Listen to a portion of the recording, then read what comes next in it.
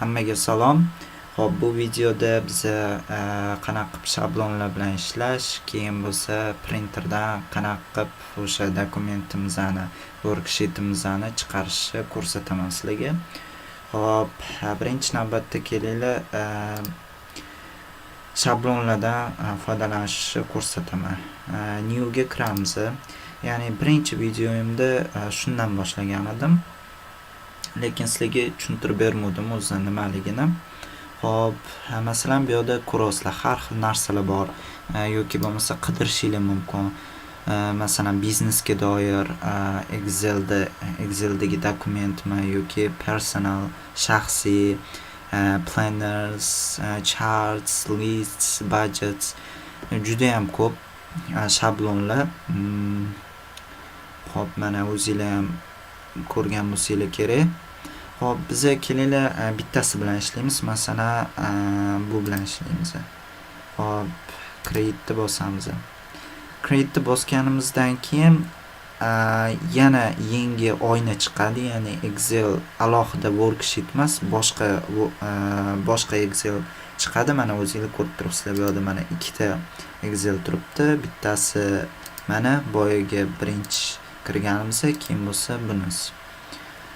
Xo'p, bu yerda savol berishingiz mumkin, nimaga kattanglar nimaga yo'q bo'ldi deb. Chunki bu dokument, ya'ni invoice ga doir dokument hisoblanadi. Bu yerda masalan kattanglar kerak emas. Shuning uchun ham qo'ymagan. Xohlasanglar, agar katta bo'lishini xohlasanglar, view ga kirasizlar.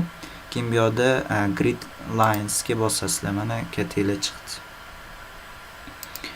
Xo'p, endi printer to'g'risida gaplashsak, printni bosasizlar yoki bo'lmasa Ctrl+P klaviaturada ishlamoqchi bo'lsanglar. Xo'p, bu yerdan printni bossanglar chiqarish boshlaydi. Ko'plar o'ylaydiki print pastda deb. Excelda mana tepada. Menimcha Wordda ham tepada bo'lsa kerak. Xo'p, kopiya, nechta kopiya chiqarmoqchisizlar? 2 tami, 3 tami? Keyin bo'lsa bu yerda printerni tanlaysizlar, qaysi printerdan chiqarmoqchisizlar yoki PDF chiqarmoqchimisizlar. Keyin bu yerda tanlash, ya'ni print active sheets, ya'ni aktiv bo'lgan print chiqaradi. Mana ko'rib turibsizlar. Agar pastga tushsak, yana har xil tanlovlar bor, ya'ni print entire workbook, ya'ni bunda hamma Excel hammasini oladi, ya'ni polni oladi, hammasini dokument aktivni bo'lganini emas, hammasini oladi. Ya'ni sellar bilan qo'shib oladi. Xo'p, yoki bo'lmasa print selection, masalan, ma'lum bir qismini tanlaysizlar. Tanlaganingizdan keyin printga kirasizlar, keyin bo'lsa bu yerdan print selectni bossanglar, mana o'sha tanlagan joyingizga chiqadi. Ko'plar masalan chart qiladi. Chart qilgandan keyin pastida boshqa ma'lumotlar bo'ladi, ular kerak emas bo'ladi. U chartni oladi, kopiya qiladi, keyin bo'lsa yangi Excel worksheetga kirib kopiyani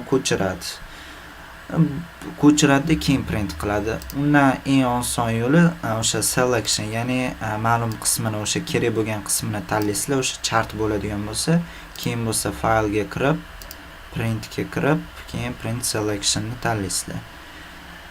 Xo'p, keyin bu yerda pages, ya'ni betlarni tanlasanglar bo'ladi. Collected, ya'ni printerdan qanaqa chiqarishi, 1 2 3 chiqarishimi yoki 1 1 1 2 2 2 mi. Keyin bu yerda portrait orientation. Portrait orientation agar tanlaydigan bo'lsanglar, mana o'sha agar A4 formati bo'lsa shunaqa chiqarib beradi yoki bo'lmasa landscape. Ko'pincha landscape chiqarishadi Excelda, sababi ma'lumotlar juda ham katta. Shuning uchun ham ko'pincha men ko'p ko'rganman, shu landscape turida chiqarishadi. Keyin bu yerda tanlaysizlar, letter bo'lsinmi, autor bo'lsinmi yoki bo'lmasa yana boshqa turlari mavjud. More proper size ga kirsanglar. Keyin custom margins, ya'ni chetidan qancha qism ortib qolishi. Bu yerda fit all comes on one page. Ya'ni bitta page ga hozir bu bitta page ga hamma ma'lumot tiqqan. Agar xohlasanglar boshqa betlarda ham bitta ma'lumotni masalan bo'lib boshqa varrolarda ham chiqarish mumkin. Xo'p, e'tiboringiz uchun